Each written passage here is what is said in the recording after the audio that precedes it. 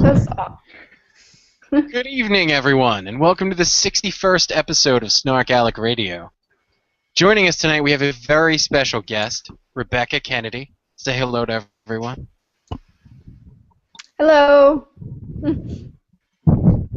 We have another guest with us, though significantly less special. We have Dylan. That's all a matter of opinion, though. I'm sorry, Dylan. That's fine. Hello. How are you? And with us, as always, Mr. Solo. Hi, everybody. And the one and only, my delicate flower, Kelly Toole.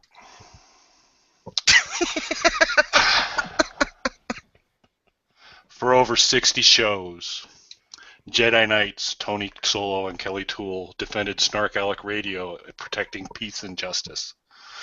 Before the dark times. Before the Mike Pyre. Oh, come on. Hi, everybody. I'm Kelly Toole at KELLYTHUL on Twitter, and welcome to SnarkALecs Radio. And we're super excited to have Rebekah, and we want to get into lots of stuff with her, but before we do that, we will do what we always do, which is do a little bit of the news, SnarkALecs News. And as oftentimes is the beginning of SnarkALecs News, we cover a lot of upcoming Dylan Knows shows. And since Dylan's with us today, I'm going to be nicer about them than I usually am. Dylan, so on Saturday, May 10th at 9 p.m., that show will be about? It'll be my list show. It's top 5 sci-fi shows of all time with special guest hosts Patrick Smith and Janine Fluffy. So, should be fun. Very cool. Will this be Janine Fluffy's? Has she been on the show before? She was on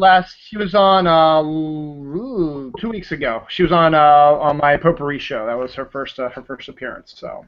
Yep. Pardon me. You're what? Yeah, her first appearance on my Potpourri show. Which is, it's not making potpourri. Just I want to clarify. It's discussing the difference. It's discussing the different scents and textures and smells and the wonderfulness that is potpourri. Oh. Awesome. How about May 18th? May 18th is my paranormal show with Miss Larissa, who's been on this show a number of times. SnarkALecs Radio, friend of your all's. Don't know what we're going to talk about. Probably not aliens, since maybe we'll be talking about that today, but maybe delve into some Loch Ness Monster sightings, since he's making a rip-roaring return, so we'll see what happens. Sunday, May 25th at 12:30 p.m. Eastern Time. That is my first regular Dylan Knows International show. SnarkALecs, the SnarkALecs are have decided to step back a little bit and maybe do periodic episodes, so I had to fill the last Sunday time slot with my international show, which is basically going to be a roundtable discussion of whatever the hell I feel like talking about. And they all start off with the rant, so everyone who's on the roundtable gets to rant about something for a little while. We can discuss that. And after much pushing and tugging and throwing and all this stuff, Mike from Pagan will be on my show. And Tony's going to be on the show also because Tony is the creator of the Dylan Knows show, basically. He's the one who gave me the idea, told me, hey, I want you to set up the show for me. He's been on the first episode of all my other regular shows, so I figured, hey, why not throw Tony a bone? It's not like he's doing anything else, right? Dylan, I think what's great about this is, first off, I'm on the show, but more importantly, Kelly isn't. And I just wanted to take a second and thank you for that. You're very welcome, Mike. So tugging was involved, eh? For Mike to be on the show? That's really not a shock. I have no shame. Moving right along. Sunday, June 1st. It's going to be my comic show with MJ Khan, and our special guest this time is our lovely Khan Sweet Khan, and our not so lovely Myrtleada are going to be on also. We'll be discussing Con season, Comic-Con season will be starting in June, so we'll be talking to those two. They've been to practically every single convention that's ever been invented, so I figure we'll get some, tips from them and how to survive a con and what San Diego's like, because I've never actually been there and I'm dying to go sometime. So it should be a lot of fun. Very cool. And those are tug-free guests, right? Those are tug-free guests. Tug-free guests. Okay, that's good. Those are always the best kind of guess. So that wraps up the Dylan Knows portion. So we may want to also go into next. Sadly, no, we're alive. The next one is on Monday, June 2nd, I believe, will be the release. So we wait. If you're not listening, if you're listening to SnarkALecs Radio, but you're not listening to We're Alive, the We're Alive podcast, highly recommend you do. It's great entertainment, extremely well done, and we're on the final legs of it. So get on that because it's good stuff. Boo of the Week. So Tony gets to join me for Boo of the Week. Something possessed Dawn, Dylan's wife Dawn, Tony, and myself to engage in spice-related punnery. Yeah, they were peppered. There was spices peppered in all of those tweets. Yes. The example there, and that'd be example of like one of the better ones, so you can get a sense of how horrific it was. But eventually, Mandy gave a triple boo and booed all of us, which is extremely well deserved. And I want to kind of get back here to get Mandy's Twitter account here, so that it's got lots of letters, and those throw me every once in a while. Mandy's Twitter account. Go ahead, Tony. I was going to say she was trying to curry favor with us by sending us the boo. Yeah, so you again see why this was a deserved boo. Many ADV of Mother on Twitter is Mandy, or Devil's Milk Queen's the profile name that comes up, but she was throwing in boos throughout the process early on, and then when we hit full steam, she did the rare triple boo, and that certainly deserves a Boo of the Week. Yeah, Mandy is definitely the salt of the earth. Yes. Okay. Just give me the boo and I'll stop. I'm not gonna boo. I'm gonna see how much longer you can keep. We're crying. I'm booing on the inside. Don't forget, there's a topics page on the SnarkALecs Radio Show. Topics like, hey, Tony, cut out the spice puns. That might be a fun topic. Who knows? Or who would you tug? But there is a topics page, so go ahead and submit topics, and we can maybe address them on a future show. We've had some good ones going in. There was the great purge of data that occurred a little while back, so it might not hurt if you did it a while back. If you're not sure if we have it, come back into the topics page, throw in a topic, and we will take it. But enough of this silliness. It's time to come on to something that will be significantly more entertaining and fun. Yeah, we're running out of time. Let's get to Rebekah. Yeah, we'll get to Rebekah. So Rebekah Kennedy is with us, and she has what's going on here this weekend, Rebekah? Well, I have a movie called Crimes of the Mind that airs this Sunday, May 11th, 7 Central on the Lifetime Movie Network, which is different than just Lifetime PS. So, if anyone's wondering about that. So wait, do they have more than one channel? Yes, they do. Oh, I do. Yeah, well, Lifetime, the movie network, just plays like movies. So, and the other channel has like actual shows. Oh, okay. So, yeah, so you make sure that it's the Lifetime Movie Network. Yeah. So, what's Do you want me to talk about what it's about? Yes, I was just about to ask that. Okay. It's like waiting. All right, well, Crimes of the Mind is based on a true story, which is kind of crazy, and it's basically about Laura, this girl who goes to this ranch to learn how to ride horses and take care of them. She wants to own one. And the woman running it, Marty, it ends up she kind of running a cult and brainwashes the girls emotionally into basically staying. And so I play Kelly. Oh, crap, they gave you a boy's name. That had to suck. I know, it's so crazy. You cross-dressing in the show? Because Kelly's a manly name. Well, if you've seen any pictures, I am pretty dirty. I mean, like dirt. So you're not wearing a 90s dance video top? Like the other Kelly I know? Sadly not. I wish. In fact, my clothes are so large. Like apparently we joked around that my character must have lost weight and then just never could afford anything smaller because my pants were always huge. My shirts were like, because that was just, she didn't care and didn't know how to dress herself. But so I play Kelly, who is a girl that is already been at the ranch for several years and is pretty strange.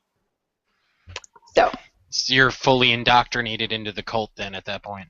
Yes, yes. And so then the rest of the movie is about the mother trying to get the daughter back. And in real life, we did meet the mother and daughter, which was really interesting. And in real life, it took her about 5 years to actually get her out of the place. Of course, for the movie, it's sped up, but Did they have yeah. to like? Did they have to like deprogram her and stuff when they got her out, or? Yeah, because basically, Laura in the movie, her and her mother don't get along. So Marty, who runs the ranch, who's the crazy woman, uses that against her. She kind of hones in on whatever the girls are having issues with. So she knows that the mother and daughter dynamic isn't going well. So she tells her, "Oh, your mother doesn't love you. It's safe here. Everyone loves you here." And we even have like this church thing we go to where Marty basically recites stuff and we recite stuff back, and it's very Kool-Aid, drinking the Kool-Aid. So yeah, so she convinces her to, that her family doesn't love her anymore. So when the real girl definitely had to go through a lot of that when she was finally rescued, because when Laura, I don't want to use the real girl's name, so I'll just use a character. When Laura went in, she was 16, and so once she turned 18, it was really difficult for the mother just to come and take her because she was considered an adult. So That's really weird, because you'd think that if somebody was like 16 years old and like the mother knew where she was, why couldn't she get her out? But I'm sure right. Well, she didn't really realize. I mean, in the movie, like I said, everything is sped up because it's a movie and you can't, take 5 years. But basically, she really didn't know what kind of place it was until it was almost too late. And slowly, Laura just started staying longer and longer and longer. And Marty convinces her to stay the night and gives her her old daughter's room. And so stuff just escalates slowly. And then when the mom tries to come and get her at the place, we hide her. Marty has a gun, so she can't get her to leave. So it's really interesting. Now, you mentioned that this obviously was based on a true story. Were you aware of this prior to learning about it through the movie? You were aware of this particular story? Oh, before the movie? Before the movie. No, I hadn't heard. I didn't know this. This happened a long time ago. I think I want to say the 70s. I could be wrong, so don't quote me on that. But I wasn't aware. But when we were on set, the mother and daughter came, and we got to talk to them, and that was really, really interesting. And I mean, I can't even imagine going through something like that. So it's definitely crazy. So did it even cross your mind when the mother and daughter were visiting to have the daughter come into your trailer or something and then slam the door shut and say, "You're not leaving"? No. Okay. I don't want to get fired. Yeah, that probably wouldn't have come They're up. like, "Yeah, Rebekah, you're going to have to leave." I'm out. Now, is the movie set in the 70s or a previous period of time, or is it current? No, it's current. Yeah. So we've got our first little question here in the Q&A, and this is from what's basically a question to us. Hello, this is Patrick Green 29 from Detroit. Do we know that he runs a fan page on Twitter that's called @Rebekah Fanpage? I was not aware of that, so Patrick has a little account that's called the Rebekah Fanpage, so now everybody knows about that. Yeah, he's super nice for running that. So if you're on Twitter, you can follow it. Yeah. So how did you end up? Tell you what. How about we take a break, and I'll follow up with my question after this short break. So you're listening to the start of the Mike Pyre, SnarkALecs Radio, Live 365's Loud and Loaded. We'll be right back. Hey everybody, we're back. You're listening to SnarkALecs Radio and Live 365's Loud and Loaded Station. We have Rebekah Kennedy, yay! Dylan, yay! Yay. Tony, all right, yay! Mike, all right, okay, yay! And Kelly. And we're having Rebekah visit with us a lot. She's got, if you listen to SnarkALecs Radio, hopefully you're listening to it early on a Sunday morning this week, and catch Rebekah Kennedy, or you're listening to us live, of course. Rebekah's going to be on this Sunday on the Lifetime Movie channel, correct? Not Lifetime. Right, correct. And it's, for anybody that, if you miss it at 8, 7 Central, it's also again on at midnight, I believe. So, Okay. yeah. So But you were going to ask a question. Somebody was. Go ahead, Tony. Well, from Patrick Green again. He wants to know, he's got a two-parter. What was it like working with Maria Olsen on the movie The Conduit?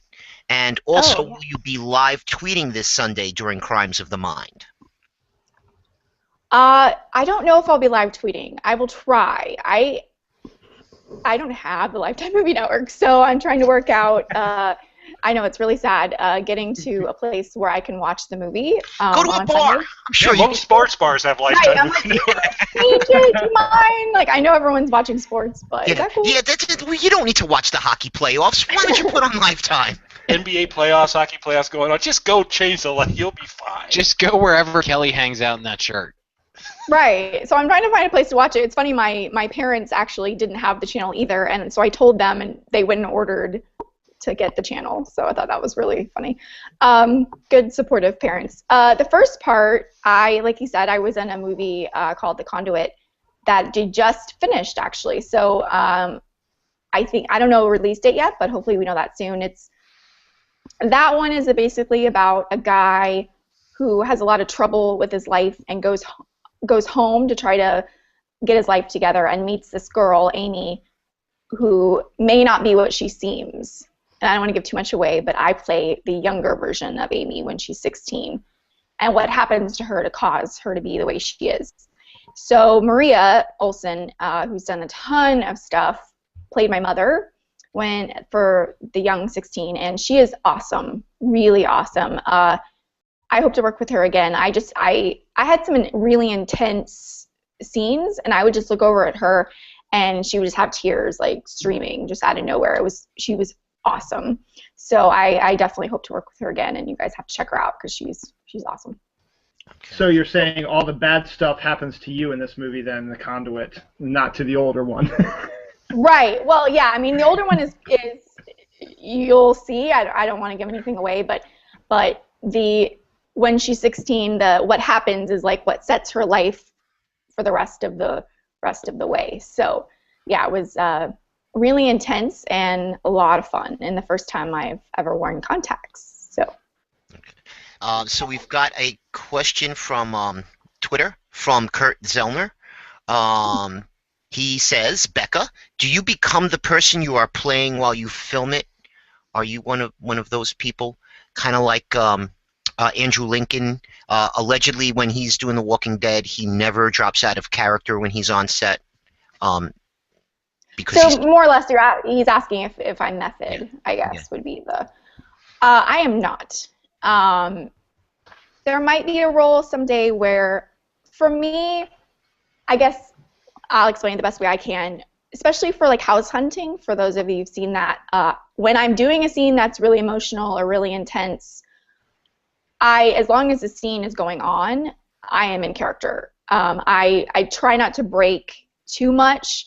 In between setups, when we're doing in between takes, I pretty much stay in that world and in that mindset as best as I can, just because it's hard for me to go in and out like laughing and then try to cry 2 seconds later. I'm not one that can do that. So, but as far as like when I'm not, when I finish the scene, when we're at lunch, I don't stay in character. I go back to me just because. I don't know if I could do that. Maybe there might be a role someday where I feel like I need to, but right now I don't, just because I feel like I would drive myself and maybe everyone else insane. I don't know. So it's not something. And I know what. I was gonna say, yeah, I've done some acting too. It's not something easy to jump in and out of, and method sometimes can screw you up sometimes. Yeah, I get it. I totally get why people do it. I mean, Heath Ledger was incredible in The Joker, and Andrew Lincoln's awesome in Walking Dead. So I totally get that. And I think Robert De Niro is the same way, and I definitely get the thought process. And sometimes, different actors need different tools and different techniques to get wherever they need to be. So whatever works for you. Once a week, I play a radio show host sometimes. And I'm fairly certain Mike is Nephilim playing a jerkwad.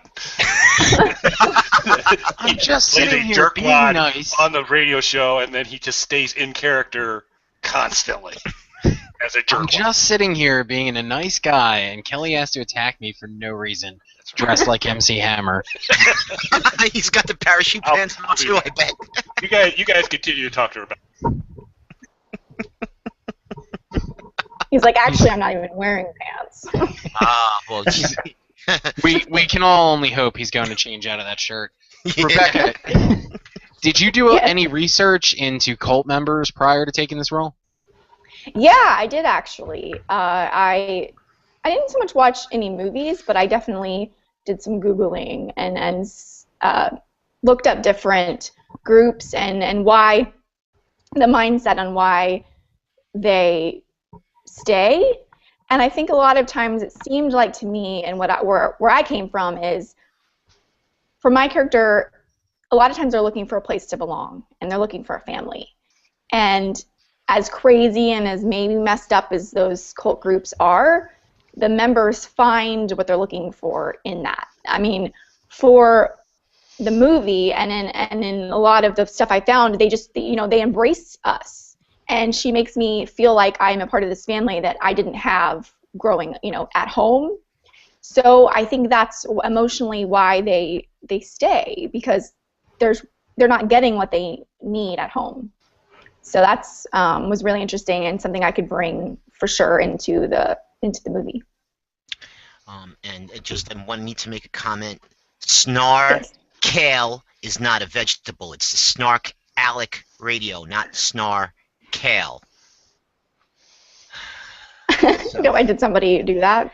Yes, someone was trying to figure out what kind of vegetable Kelly was, I guess. Well, it happens.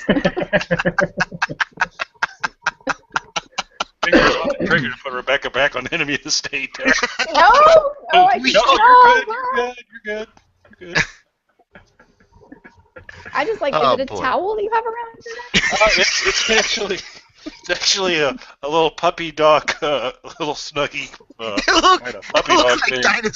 Little dinosaurs. Yeah, there. Little dinosaurs. Just the first thing that was handy. And I was like, well, this isn't really going to be much better now, is it? Is it cold there? Yeah. Okay, Rebekah. That's enough. Let's talk about you. It's so great. It's so great when the guests attack you, Kelly. Well, it depends where you sit. No, I'm just wondering. I saw like a feature. I'll email you later about it. Don't worry about it. You're like, you're never coming back. Let's move on. Anytime you want, Rebekah. Oh, I don't know. I'm just waiting for whatever, if anyone else has a question or if you guys have a question. We're just enjoying Kelly so much tonight. Yeah, please ask Rebekah first. Oh, no, I meant you're welcome back anytime you want, regardless of whatever. Oh, of course. Well, she's got an open invite whenever she wants to come back. But I was actually expecting a lot more questions based on the activity before the show. Now, do people know they can hashtag as Justin Timberlake? We've had a couple of questions. Yep. Well, we got another one on Twitter from Rebekah Kennedy fan. Okay. And it. It's a question to myself. Rebekah Kennedy fan. Fan page. Do you have any hidden talents or hobbies that you would reveal to us? Hidden talents.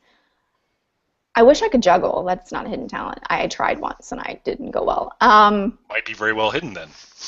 Yeah, I would consider that hidden. I'm so boring. I really don't. I like to read. That's a hobby. It's kind of a sad book nerd hobby. I dance. I like dancing. Maybe that's a good hidden talent. that probably no one would see ever. So, yeah, actually, a funny story about that. We were at a bar once, and this particular bar did bingo, and so we played bingo. It's free, and I won along with like 2 other girls, and so they had a dance off to see who was the actual winner. And you know, I'm it's happy strange. So often in my life, decisions are made by dance-offs. Right. I mean, how else? And I am happy to say that I did win. So maybe that's a hidden talent. There we go. So Yeah. we've got a question, and I think you answered this earlier, but he wants to know if you studied the real girl and try and copy her ways. Now, you weren't the main character. You played No, Kelly. yeah, I'm not. And we Girl with didn't. the boy's name. Right. There were other girls at the ranch that she was at, Right. but I didn't meet any of them. Yeah. So. Now, but was Kelly kind of like a made up composite type character, or was she based on a real person? I think those were probably more made up characters, as far as just because the real girl did tell us that there were a lot of other girls there, but I don't know the writer. I don't know if I don't believe he based them off of anybody that was there, because I don't think he talked to any of them. So they were more made up, and I got to, the director John Rosky was awesome because he let me really play on set and kind of create her little weirdness that you'll see, which was a lot of fun, and he's awesome. He just kind of let me go and be like, okay, maybe you try this or bring that back, or so he was definitely just awesome. Okay, so we've got a couple of comments first. We could probably do a show on this, Jan. She's saying that we all want to know about Kelly's blankie. So that's done. And a comment from Lee, who is Michi Girl on Twitter. Hey, Rebekah, I used to do extra movie work. I know what it's like to be on the set at 4 a.m., but the bagels and coffee are great. LOL. Yeah. Yeah. Well, what's even better is like when they bring around like little meatball sandwiches and stuff like that. It's awesome. So we got those out of the way. There's a request to have Rebekah show her dance moves off, and of course we have Dylan here with us too. We could have a dance off. Unfortunately, I may have to next time. Yeah, well, unfortunately, this is really a radio show, so you know. Well, you know what? I'll tell you what. I'll get Rebekah on Dylan Knows sometime. We'll do a dance off then. Yes, I would absolutely love that. So basically what you're saying is everyone on this panel is on Dylan Knows except Kelly. Everybody's been asked. Yeah, pretty much. Yeah. And then you let the audience decide who wins. I like that idea. Maybe I'll slot that in sometime. Get Kelly on there too. Do some dance moves too. I don't need your pity, Dylan. I don't need your pity. Move on with your show. Only if you wear the blanket. Dear Rebekah. She's back on the enemy. I will wear one too. We can. Okay, all right. Hey, I want everybody to know I have a new free download coming out called Kelly's Blankie.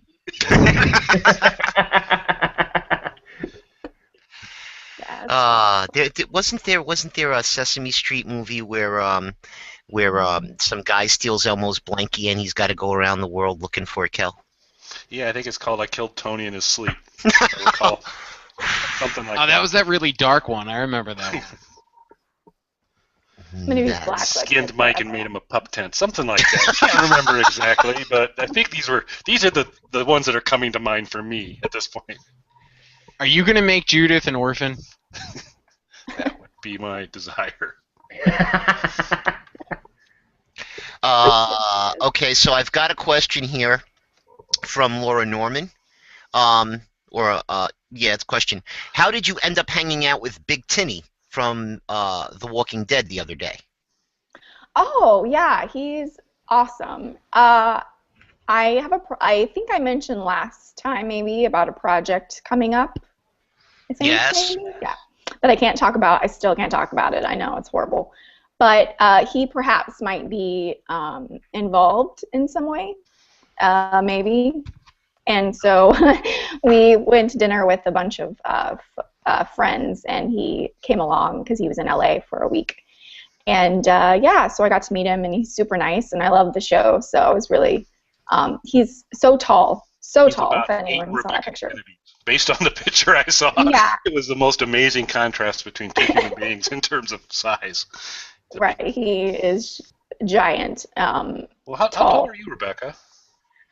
Well, I'm only 5'1", so I mean it's really not fair to him.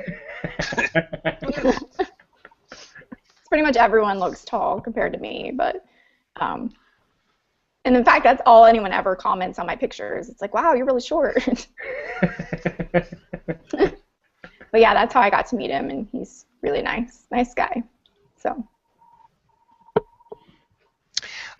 so at this point, we're going to take a break, and when we come back, we'll see if there's any more questions for Rebekah, and then we'll move on to other things, I guess, right? So SnarkALecs Radio on Loud and Loaded's Live 365. Did I screw that up big time? No, that's okay. It's okay to make a mistake, Tony.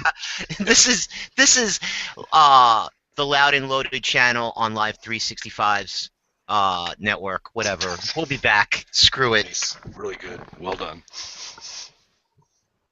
Appreciate the silence there, Kenny.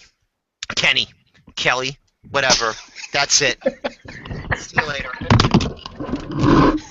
he's leaving. Hey everybody, we're back. We had to put Tony down. SnarkALecs Radio on Live 365's Loud and Loaded station. It's really not that hard to say.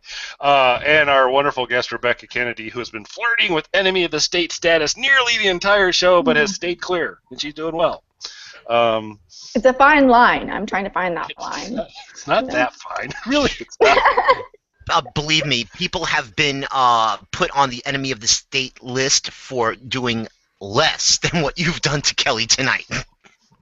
Yeah, I mean, all I did was record a song about him. Yesterday, some girl in a tweet to Kelly said, "Ha ha," got her on the enemy of the state list. She laughed at. She laughed at the Kelly. I'll put you on the list. And Rebekah's been laughing to your face, and she's laughing. She's laughing with me. I'm telling myself that she's laughing with me. With you. So Rebekah, question. This is from John McGevna. Is that a picture of Pagan behind you? What? So I Pagan? guess her question is: do you have a picture of Mike on your wall, or is that somebody else that's on your wall behind you? It's Nicolas Cage, dude. Yeah. I'm reading the question, Dylan. Can you see it better? There we go. With me. Yeah, I don't know who they're talking. Who are they talking about? Well, Pagan is like there's a really crappy band that Mike. Who is Pagan? Who is Pagan, Mike? The third best. No one band really knows. They've probably been on Dylan Knows. No, not yet. Not until May 25th. Not yet. Yeah, not until May 25th. They will be along with everybody else. Yeah, no, it's Season of the Witch, Creature, and then Throwing Stones is over here. And then I just got a house hunting poster that I have to frame, and it's taking me a while. So if you haven't gone to the website and gone to the SnarkALecs Radio page, there's something called Show Resources, and there's a whole bunch of links, and Rebekah's IMDb page and her 3-minute reel is up there, and there's actually I didn't realize that you were in that movie, and it's really gross the scene that you have from that movie, but I was like, wow, that's Nicolas Cage. Oh, Season of the Witch, yeah. Yes. Yeah, I have black hair and dark skin, so. So we've got another question from Patrick Green. He is not asking questions from the fan page. Rebekah, do you need funding for any indie projects you are working on at this time? Oh, that's so sweet. I don't actually quite yet. I would like to do some more producing, but I haven't quite got into that field yet. So I don't, but I will definitely let you, Patrick, or whoever know, and if I do ever.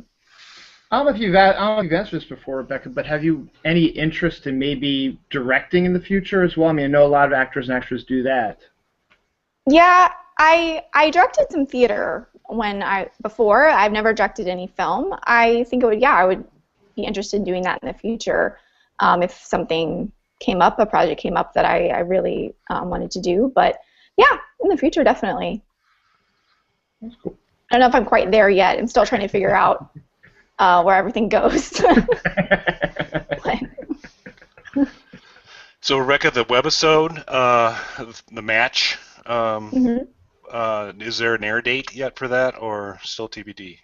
Not yet. They're saying maybe premiere, maybe July, but I'm not sure yet. So they just released another. They're slowly releasing each. There's, like I said before, there's 7 different pilots. So they're slowly releasing trailers for each one, and they just released another trailer for another. I think this is the 4th, maybe that's come out. 5th. I have to look. But yeah, so they're slowly releasing each one and all the information on that. So I don't have a release date yet, but hopefully we'll know something soon. I hope. And if you haven't caught the trailer, it's out on YouTube. So.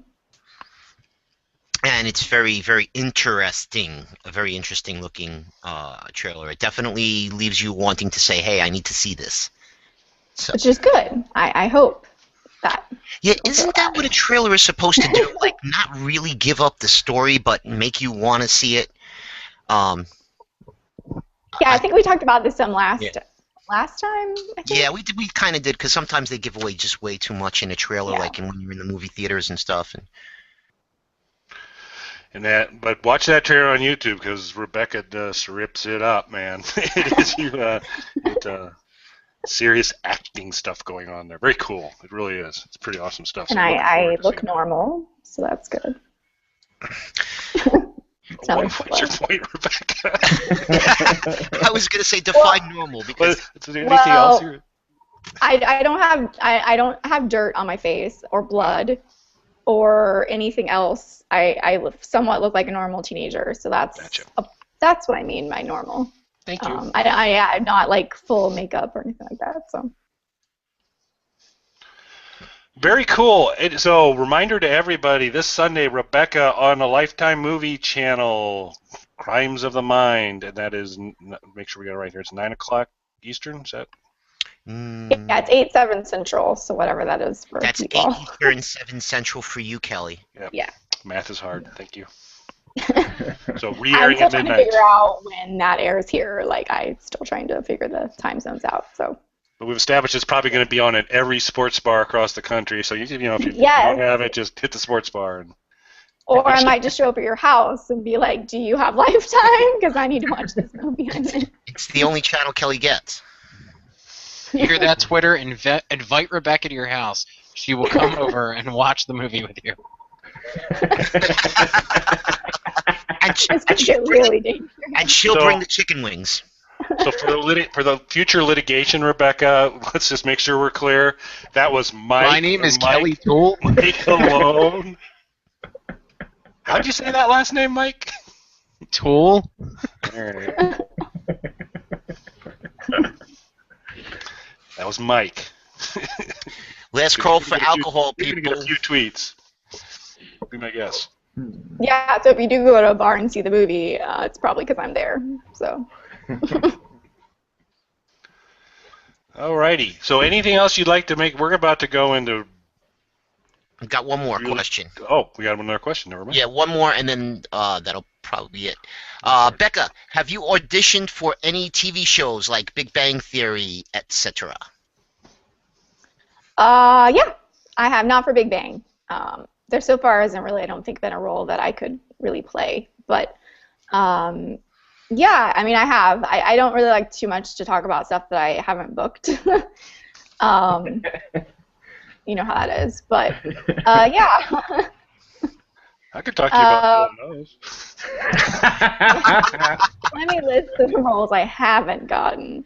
Yeah, I've gotten close to some stuff. So hopefully I will be doing some more TV soon. That would be awesome. But yeah. I really want to be on The Walking Dead, so if anyone producers out there happen to be watching. Oh, there was another part to one of the questions earlier, and I don't think we got to it. Someone wanted to know if Gerald Webb was going to be in that Lifetime movie with you, or and I don't, maybe because there was somebody said something about bad wardrobe choices or something like that, but I'm not sure. Yeah, no, he's not. He shows up in a really bad shirt. Yeah. Cool. Did you do like an acting class with him or something? I did a workshop with him. Yeah, he's Okay. super nice. Yeah. Yes. So Rebekah does know Gerald Webb. And, Yeah, but he's not in the movie. He should be though. He should. I mean, I totally see him popping up somewhere in it. There was actually very many men roles. It was a very heavily women cast. So. Alrighty. So, do we want to move into the band thing, guys? Yeah, I think we want to give Rebekah an opportunity if she wants to run away before we go into geekery, or she's more than welcome to stay. But that's your choice, Rebekah. We're gonna start talking about favorite bands now. So. Well, I'll stay for a bit, and then if I have to bow out, I'll let you know. I don't know if I'm gonna have much to contribute, so I might just be sitting here. So what we did was we just asked people to give us like their top 3 bands of all time or performers. I know a lot of these bands, but some of them we may need some help from Mr. Mike because I haven't heard of them. Maybe because I'm an old man. But for myself, here are my 3: Pink Floyd, Led Zeppelin, and Metallica. Pink Floyd on top, Black Sabbath, Metallica, Zeppelin, all go second spot, different times. But I wouldn't be able to pin it down to 3 bands, so I didn't make any kind of submissions. Dylan, did you? Rebekah, what are your 3 favorite bands? Oh, geez, you put me on the spot. I actually I'm into A Great Big World right now. I don't know if you know them. I grew up doing musical theater, so they, to me, have this really great musical theater sound. And the 2 guys are awesome. I think they're from New York, and I like songs that have the lyrics like say something. I don't prefer like stuff I can't understand. So So that's one. Actually, I think they're going to be in. I think they're going to be in Baltimore. I think I heard something about them doing a concert at our Power Plant Live, which was a big bar, restaurant, outdoor area sometime like Memorial Day weekend or something like that. So that's kind of cool. Yeah, awesome. They're great, I think. So, and they have, if you don't know who they are, those of you watching, Say Something is one of their songs that I'm sure you've all heard a million times on the radio. So, so that's one. I'll have to think about the others. Just chime in periodically with 2 and 3. Whenever you can, Randomly. cut Kelly off. Okay. So Dylan, you got a top 3? I don't have 3, but the thing is, I have 2 bands that I really, really enjoy a lot. But then I'm very eclectic when it comes to. There's lots of other bands that I can listen to at any time whatsoever. But my top ones are my top one is REM, and my secondary one is They Might Be Giants. So very college radio-esque, I guess, and that's probably where I get most of that from. So those are my 2 favorites right now. And then if you say name a band that I've heard of, I probably might have heard a song of theirs. I might like them, or if I really despise them, I could say I don't like them. But I like the ones Tony's mentioned too. I'm a big fan of those. Classics as well, Beatles, Rolling Stones, stuff like that, U2, so on and so forth. Very boring, very vanilla, that's me. Kel, did we hear yours? We have not. I didn't know if I was allowed to share them since I'm not on any other shows and stuff like that. I was just sitting here enjoying the stuff. So, but if you're asking, so my 3 would be actually The Clash is number 1 all time. Bit of a shocker there because number 2 would be what you would expect here from me, Alice Cooper, as number 2. And then I struggled with number 3. I went back and forth between The Who and this other group, but have to go with the other group, which really individual's name is Tony O'Kay.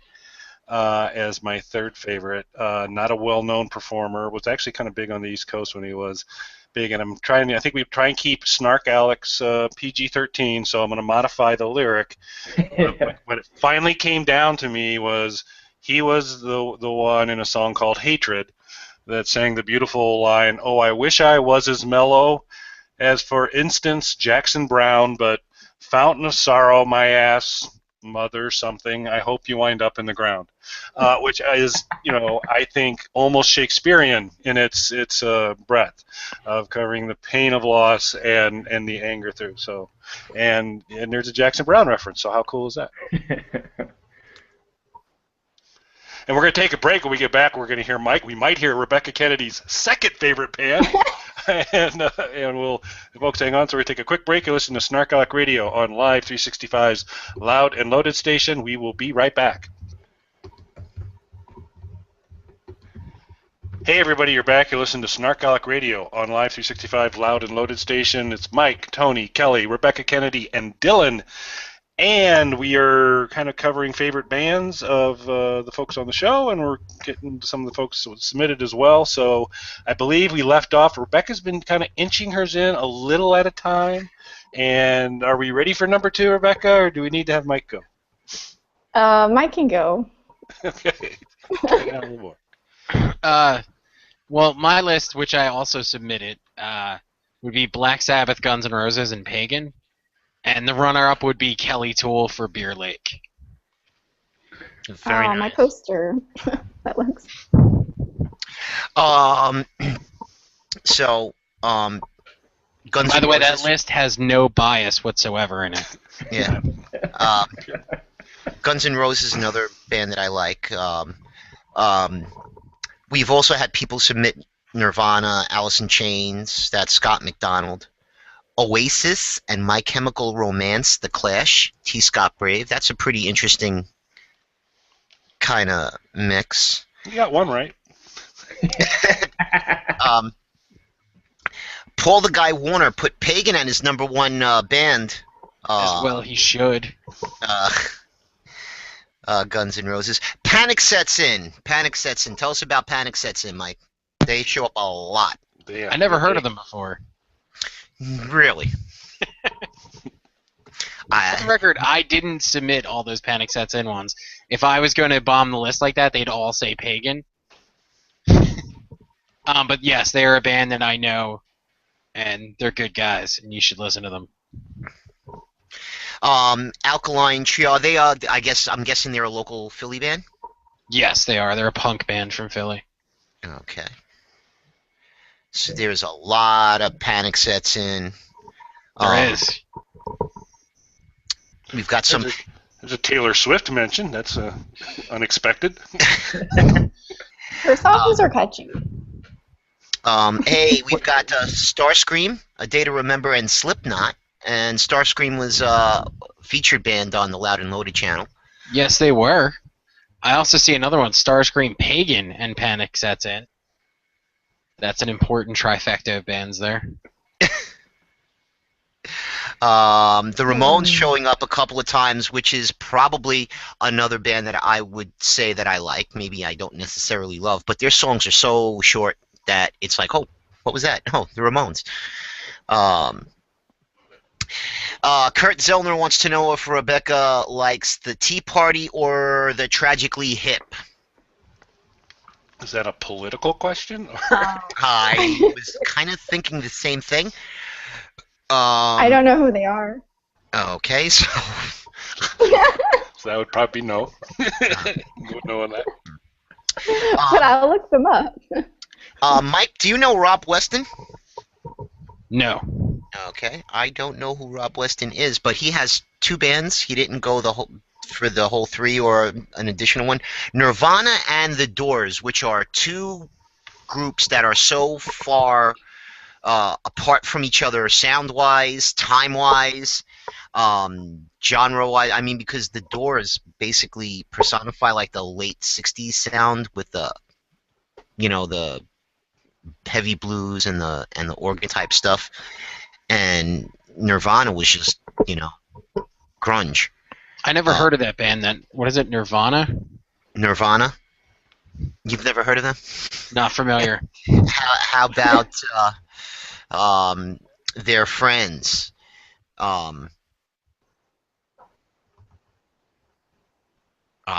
never heard of them either, huh?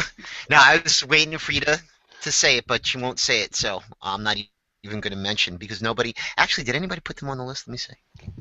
So I think it's fairly interesting. So I think that distinction's a pretty strong one. Pinky Guerrero, at least I think probably date-wise, she's maybe kind of, these were all kind of cranking about the same time frame, particularly in the 80s. But in terms of content, a little different because she's got as number 1 Weird Al Yankovic, 2 Van Halen, and 3 The Cars. So I'd say that's eclectic, just a bit. Smarty Pants. Who the hell is Smarty Pants? I shouldn't have said that. I've never heard of Smarty Pants. No, I think there was one Godsmack on here, which is interesting. Midgie Girl? Yeah, Midgie Girl's list is interesting altogether. The Ramones, Kiss, Linkin Park, and then the runners-up are Godsmack and Limp Bizkit. She likes her heavy stuff, I guess. I forgot to mention in Pinky's comments too, in her comments section, which some people were using, I think, for overflow. For those of you that could follow the directions and give us 3 bands, Dylan. But most people could manage that. It wasn't too difficult instructions. But Pinky threw just a little bonus information for us. Sammy Hagar's a financial wizard. Isn't it? Yes. Little bonus information if you didn't know. I was unaware that Sammy Hagar was a financial wizard. I think he's done pretty well in the tequila business, I believe. Yes, he does. And he's got a club, Mambo Wombo or something like that. Wobble. Cabo Wobble. Yeah, nobody mentioned Pearl Jam, which is the band that I was talking about, which is also another grunge band, but I don't think... Yeah. But Mike's never heard of them either, have you? No. Actually, I think AC/DC only shows up on the list once, and that's a great band to see live.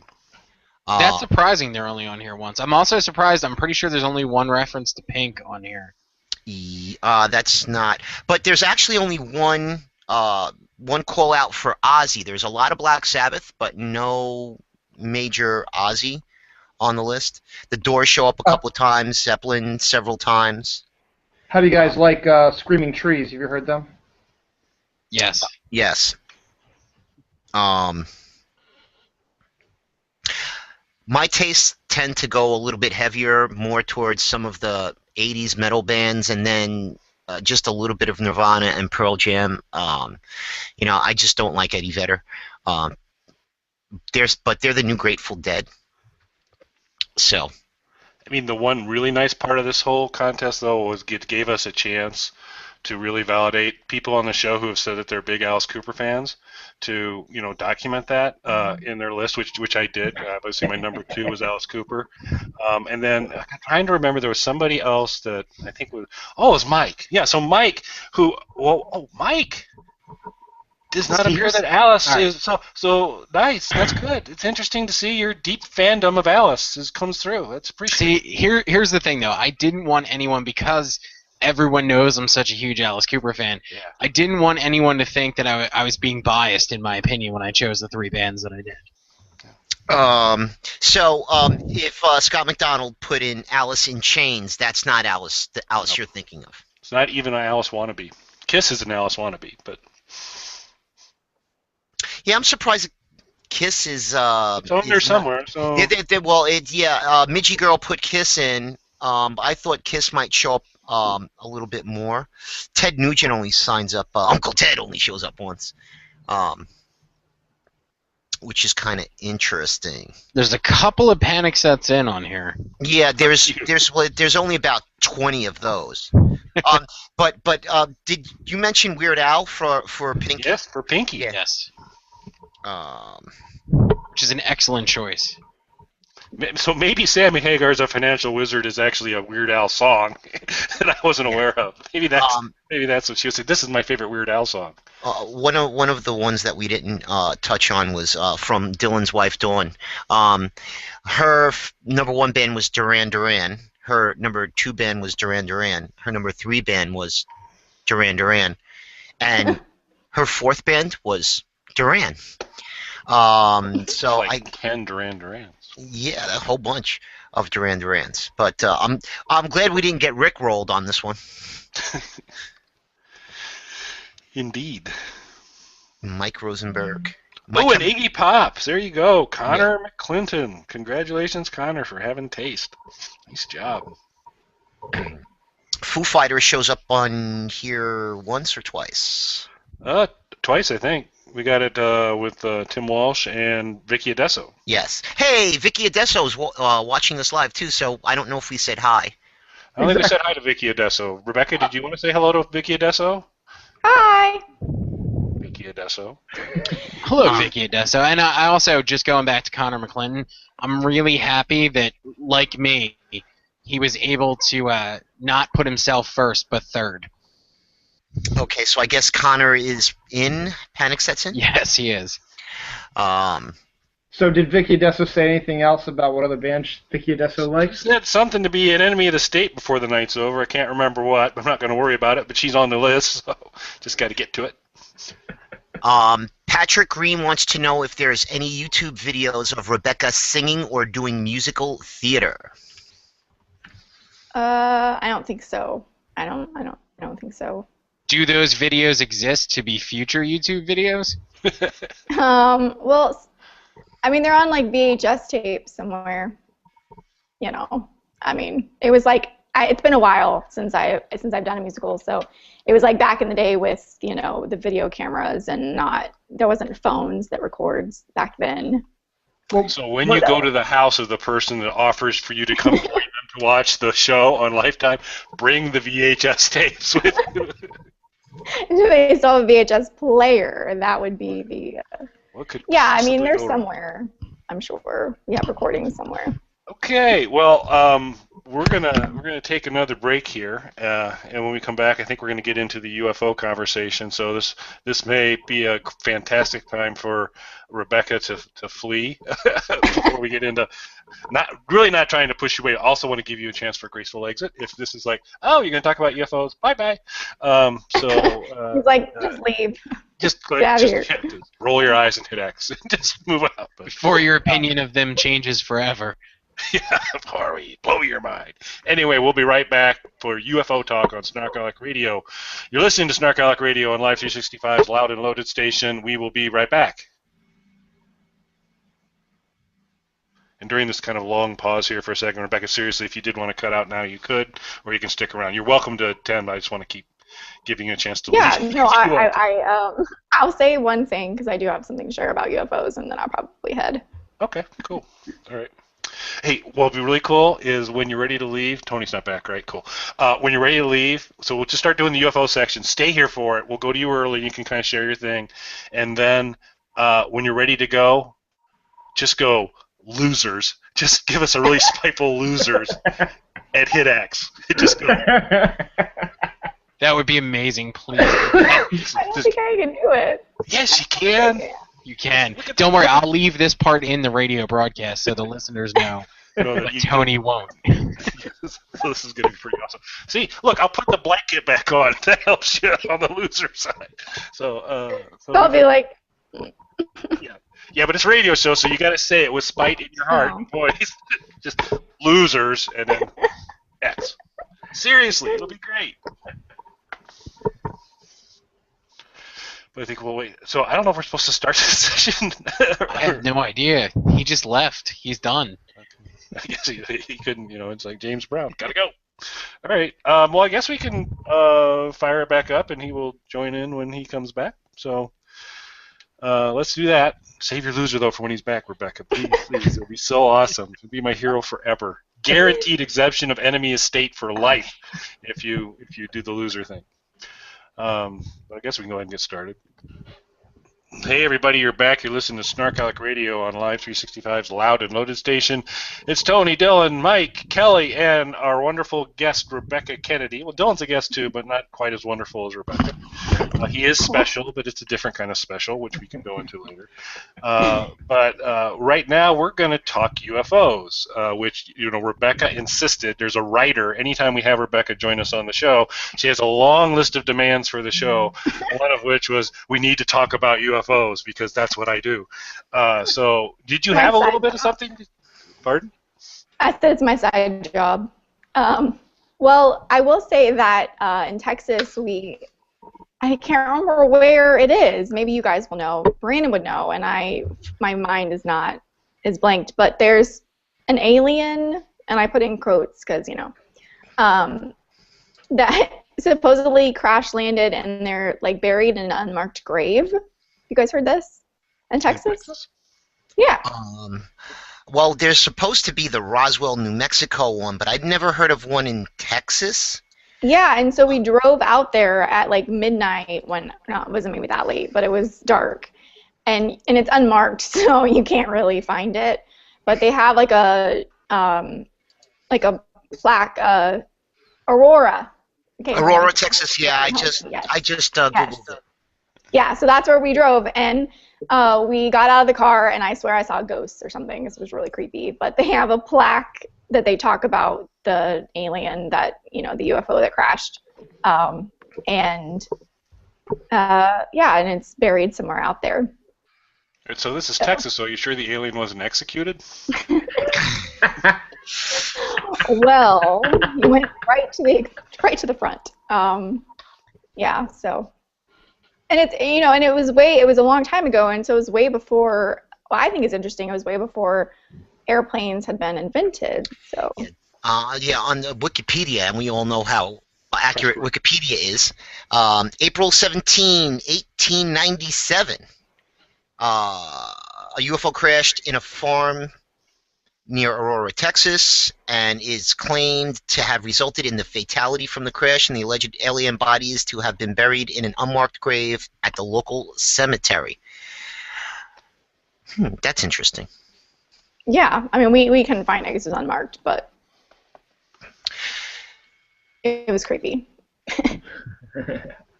Okay, but there's supposedly a marker at the cemetery that says it mentions the incident. Yeah, there's like a plaque. There's a plaque out, like when you know how there has like the cemetery has like a thing you go in, for people that can't, they're only listening. That must have sounded great. So they have a plaque that's like right before you go in, and it talks about it. But it was so dark, we didn't really search for the grave, and I don't know. It's supposedly unmarked, so I don't think they have any markers or anything where it's supposedly at. But they do have like a plaque that talks about it outside the cemetery. Okay, so if anybody's interested in the story, I'm going to just pop a link into the Wikipedia page under show 61 once I pop that up.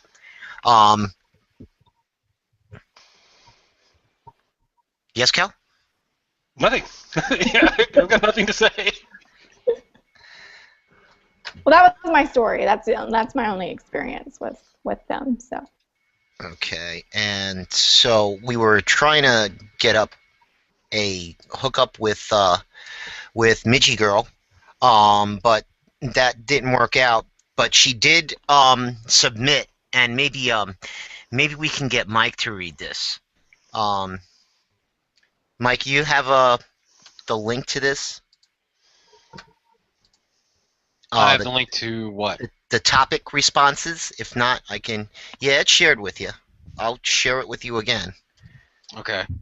I just checked our chat window, and Dylan, hey, thanks for the sports update. I did not know, and so thanks for that. Appreciate the info. But there's a lot of people that believe in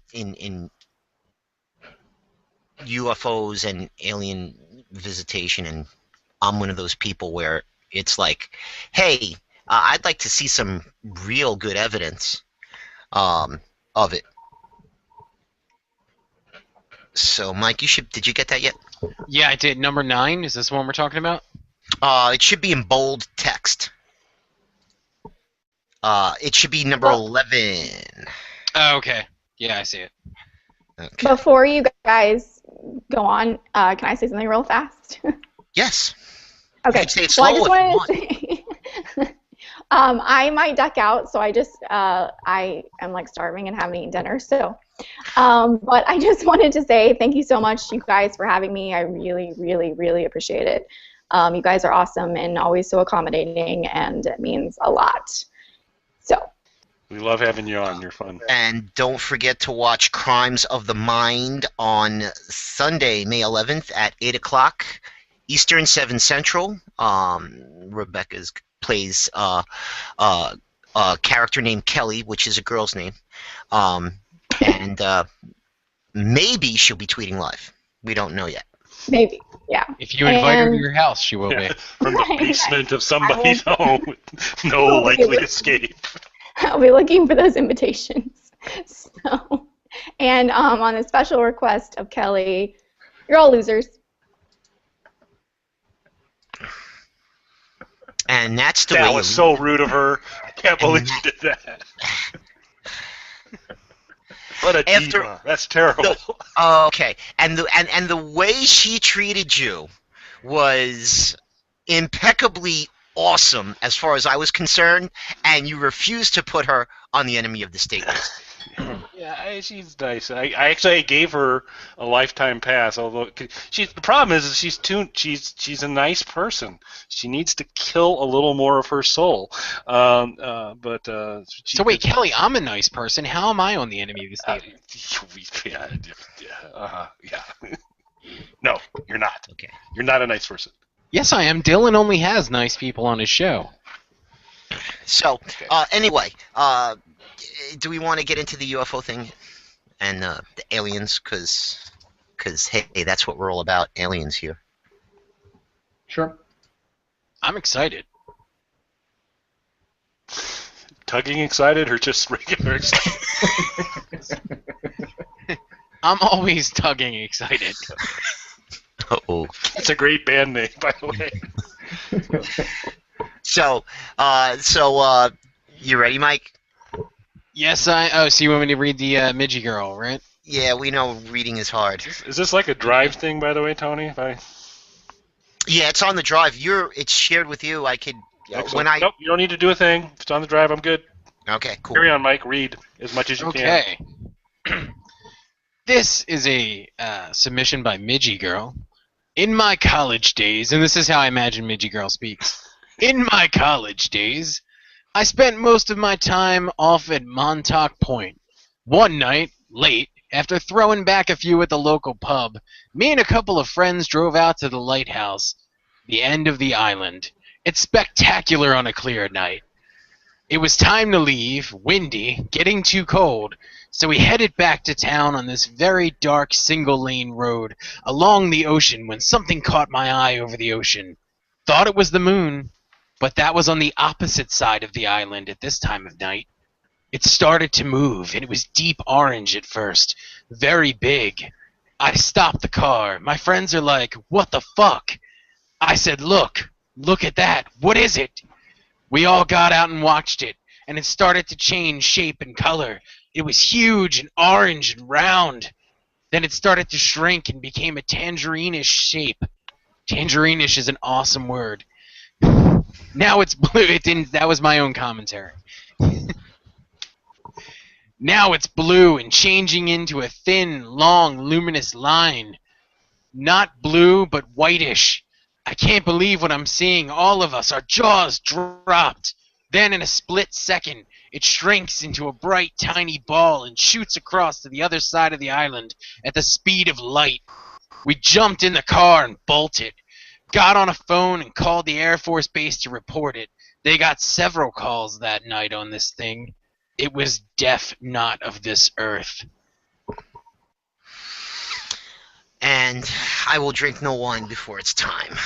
You sound so much like Howard Hughes. Not Howard Hughes. What's his name? I'm just so discombobulated. I had to run upstairs and unclog a freaking toilet that was You sound overflowing. like Howard Hughes. Howard Hughes. Well, Midgie Girl, apparently you sound like Howard Hughes. No, Mike does, not Howard Hughes. Because though I have never heard Midgie Girl speak, in my mind, that's exactly how she told that story. So,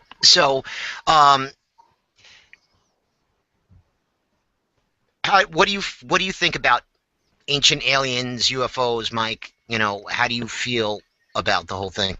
So, all right. In the vastness of the cosmos, I believe that we're not alone. However, I also don't think that a species that is so much more advanced than us, that they could travel to us and study us, they would be smart enough to know there's no information to be gained up a hillbilly's ass. It's a great band name, too. Little long, but nice. A hillbilly's ass. Yes. Cal, where do you come down on this? So I guess, I don't know if it would be called the skeptic side of that. So in terms of the visited earlier, lots of stuff going on, not a big believer in much of that. Willing to recognize, given the dimensions of the universe and the proximity of planets and to suns where they could support life and all those types of things, I think it would be highly arrogant to assume that there are not other life forms out there somewhere in the galaxy. They may be algae like Mike, or they may be actually sentient, intelligent beings, not like Mike. And so these are some things there. So I'm certainly a believer that there's life outside of this planet. I'm not a particularly large believer that there's been we're not a regular bus stop for any of them, is kind of where I'm at. Dill? Yeah, it makes sense. I agree with everyone saying it would be silly of us to think we're the only ones in the vastness of the universe, since the Milky Way is a mere speck if you look at it in the big picture, that there's so many other bigger galaxies, more planets, stuff like that, that there's got to be other life out there. And this thing I've mentioned a bunch of times before, I'm just going to mention it again also, is that the one problem I have with the way people are going about searching for alien life form is that they're all looking for alien life form like us, which is ridiculous, because not every life form is going to be like us. Is there some like us? Sure. There are probably some planets out there that are like Earth out there, sure. But you got to also consider also that there are different planets close to the sun, far away from the sun, have different atmospheres, that creatures could have adapted over millions of years at the same time to maybe breathe nitrogen or breathe, not breathe oxygen. Maybe oxygen kills them, or whatever. So, or breathe carbon or eat carbon or whatever. So, it's ridiculous to think that the only thing we're doing is we're searching for planets that have water and are close to that are the perfect amount away from the sun, so that's all human life. Well, no, it's not all human life. There's bound to be other types of creatures out there. Now, have we been visited?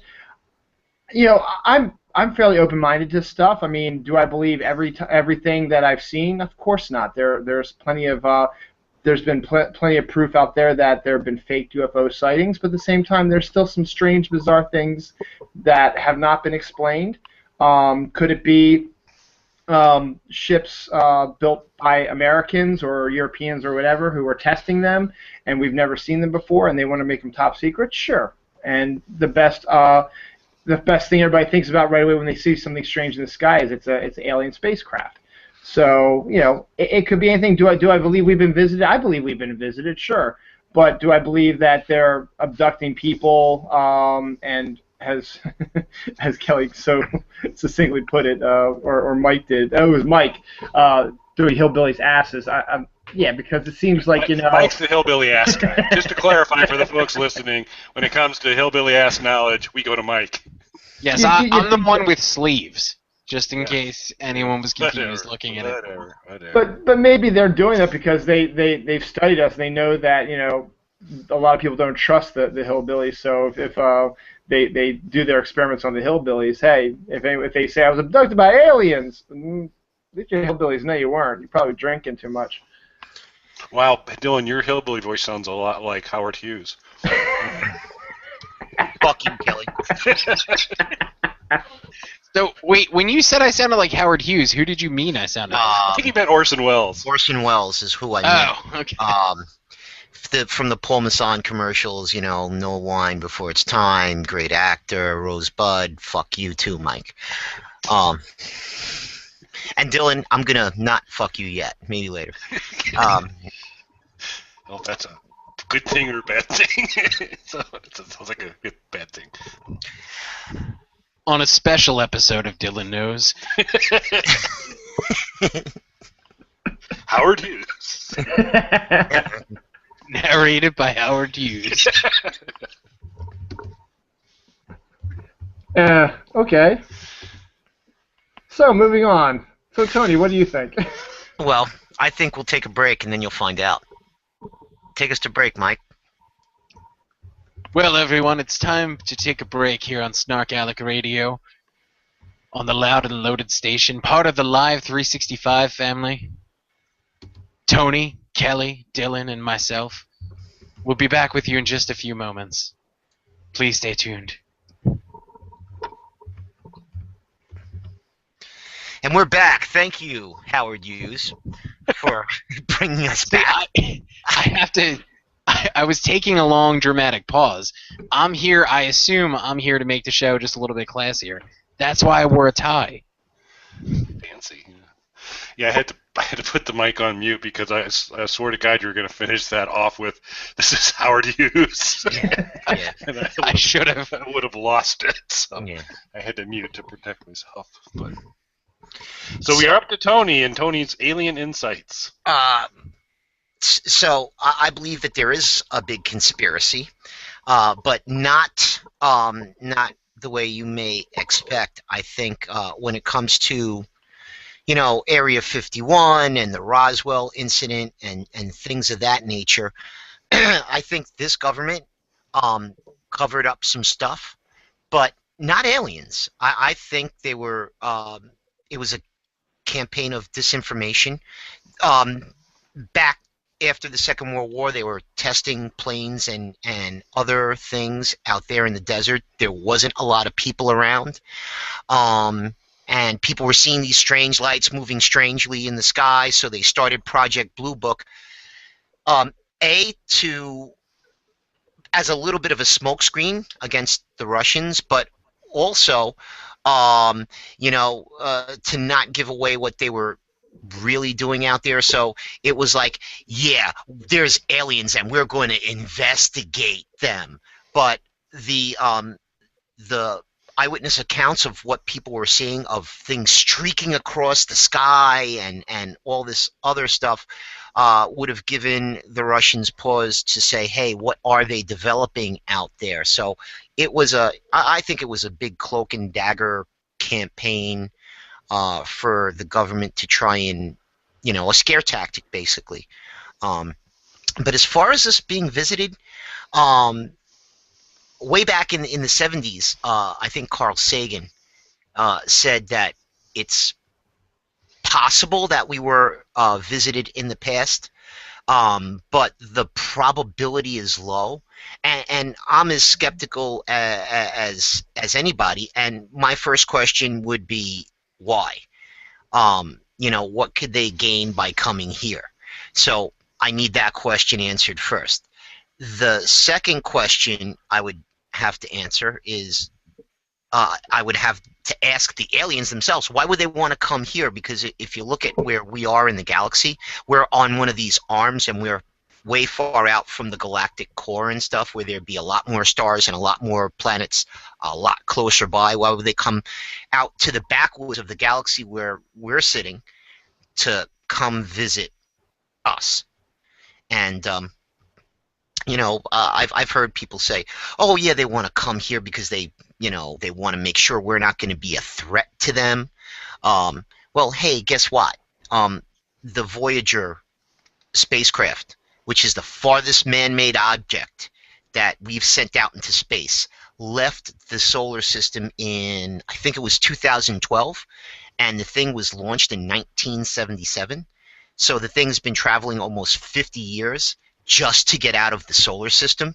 So yeah, maybe in a million years we'd be a threat to somebody. So that one answer doesn't do it for me. So the first question would be, why would they come here? I don't know. Hooters. I'm still a big believer that we are the only civilization that's come up with the Hooters chain restaurant, and this is something that aliens might investigate.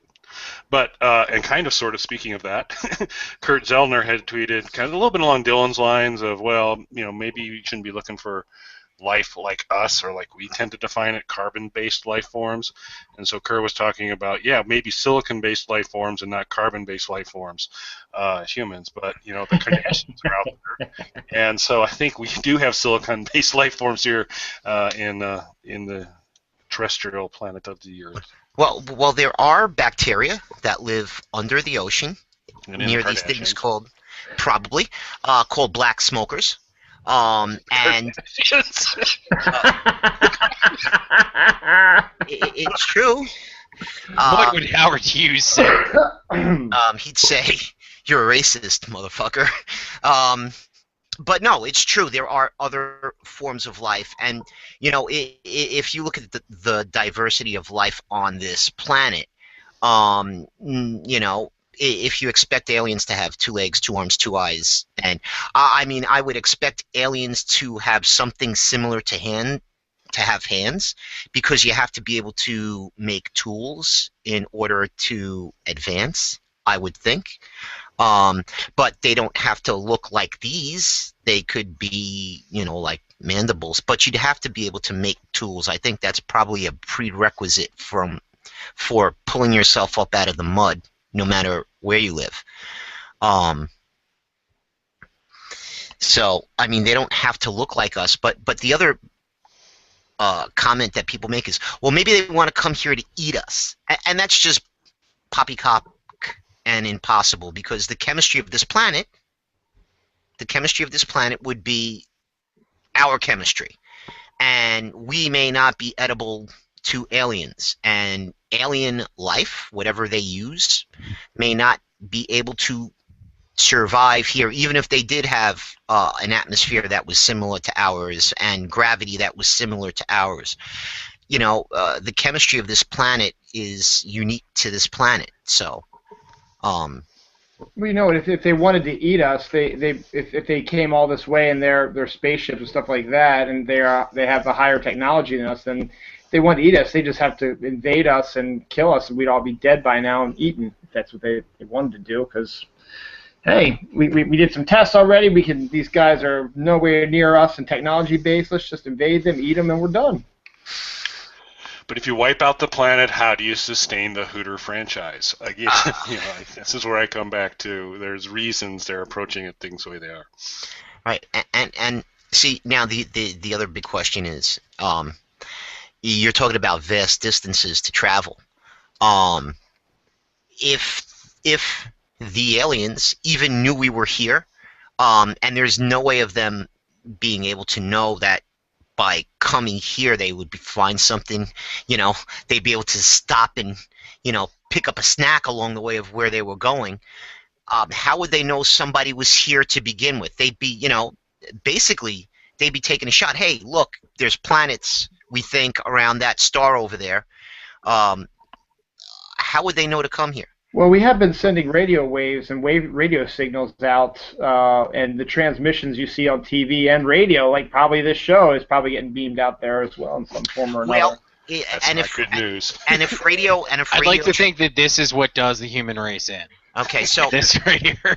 So now you're assuming that an alien species, because we've been transmitting. Let's say for about 150 years, maybe signals that are strong enough to actually get out somewhere. Radio waves propagate at approximately the speed of light. So if we're talking about 150 years, they would have to be within 150 light years in order to receive those. So having said that, if these aliens were 150 light years away, they should be coming here today because they'd know we were here. But how long is it going to take them to get here? Which is the other. We're talking about 150 light years, which is,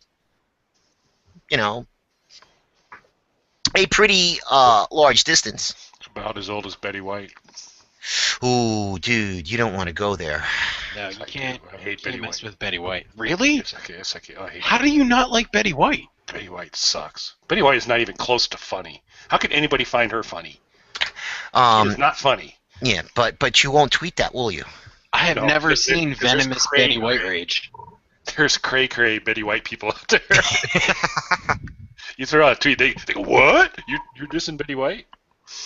But before we leave, because I guess back to this radio wave stuff and our show being the one that brings down mankind, I think, Mike, if you could, in your Howard Hughes voice, soothe the aliens for us, kind of ask them, beg forgiveness or mercy, I think that's a chance we could actually save mankind.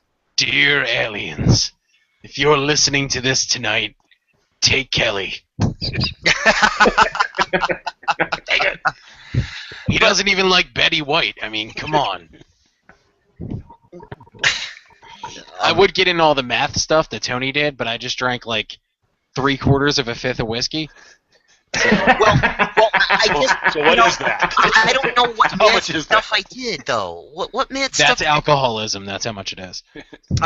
Because I just said, okay, so let's say we've been transmitting for 150 years.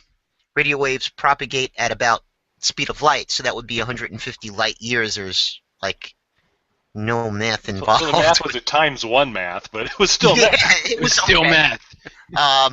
When you see the bottom of a bottle of whiskey that you opened at the beginning of the show, even the initial ×1 math is far too out of your range of capability. So just to put that into kind of perspective, like you really can't travel at the speed of light, or they say, because they Well, don't. I was going to say, no, we can't travel at the Right. speed of light. However, in the Star Trek universe, allegedly Factual. factual. Right now, if you took a piece of paper and you held it landscape or lengthways, holding the short edges of the piece of paper, and you push the two edges of the paper together, the paper would kind of fold up. And basically, in the Star Trek universe, what happens is that's warp drive. And what happens is, they travel from one side of the piece of paper to the other side of piece of paper by folding space. So they actually never exceed the speed of light. And depending on what warp factor they use, depends, that tells you how much of a fold they're putting in. The only limit they have is that when they get into a solar system where there's a big gravity well, they have to shut that down and use impulse power. But they're not exceeding the speed of light, and even if they could do something like hyperspace or something like that, I mean, it would still take them a while to get here.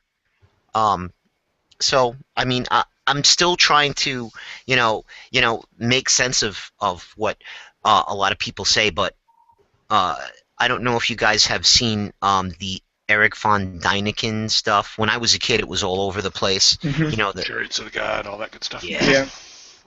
And so he's taken pictures and things and said, on a king's tomb, it looked allegedly like some guy was flying a spaceship. And he says, like, that guy's in a spacesuit.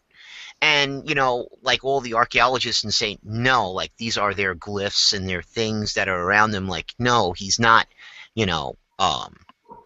traveling in a spaceship, no matter how much it looks like that to you, or you're saying it. But, and I think that's where a lot of this stuff is based on, besides Project Blue Book and the 50s and the 60s stuff. But at this point, it just makes me laugh when I hear some of this stuff. And I'm not saying that nobody's ever seen a UFO that has been actual aliens. I just don't know why they'd want to come, all the way out here to look at us. And I thought we'd get...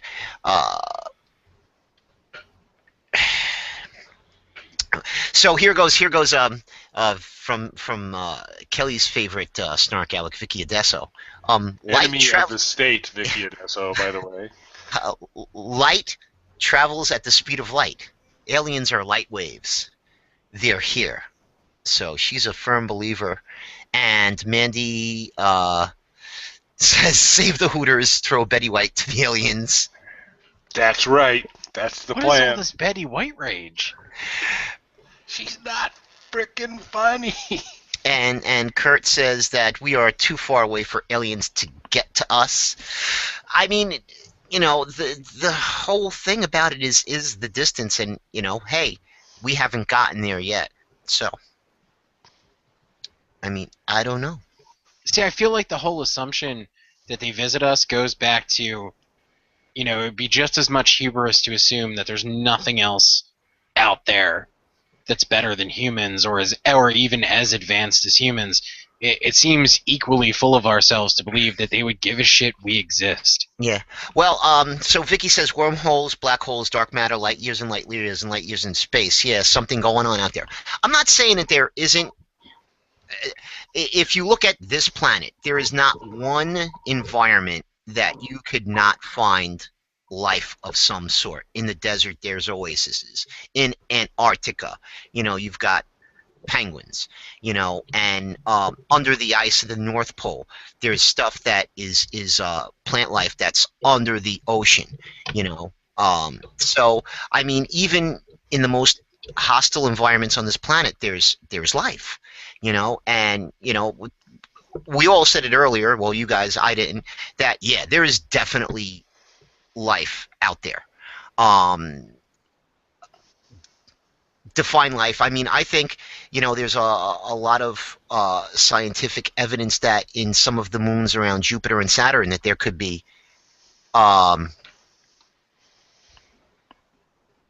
life there. Yeah, the Titan, well, not Titan, but Europa from Jupiter has the supposed oceans that are covered by the ice.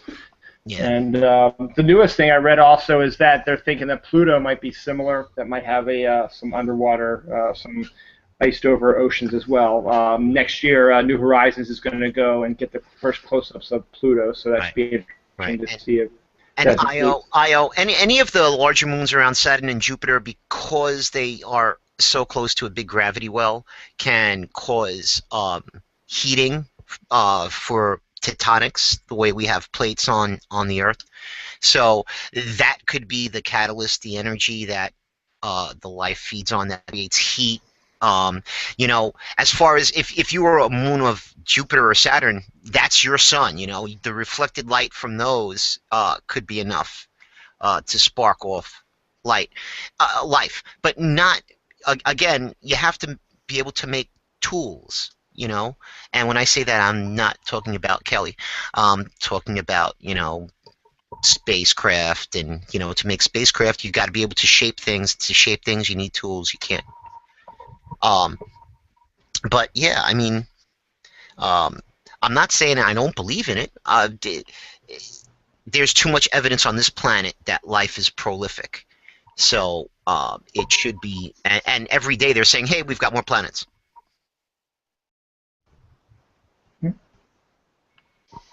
Yep, and again, the Kardashians prove out on the whole prolific part. So I think again, we can agree Maybe on something can be gained from a hillbilly's ass. There you go. And by the way, fun fact: hubris is Howard Hughes' younger brother's name. So just a little tidbit for you there. You didn't know And that. so,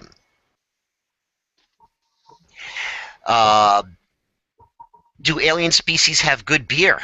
Because we do, and that's from Andy. And so we Earthers have been upgraded from mostly harmless to very harmful.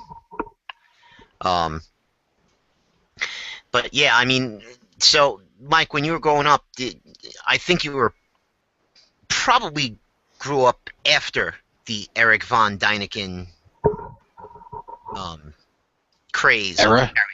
of Chariots of the Gods and. I did grow up after that, but I did also read the book and see the documentary. And my God, that was a horrific documentary. It's something. It's like almost like they were holding up slides, Da, da, da, da, da. Here's the planet. So next week, and hey, let's take a glimpse into next week's show.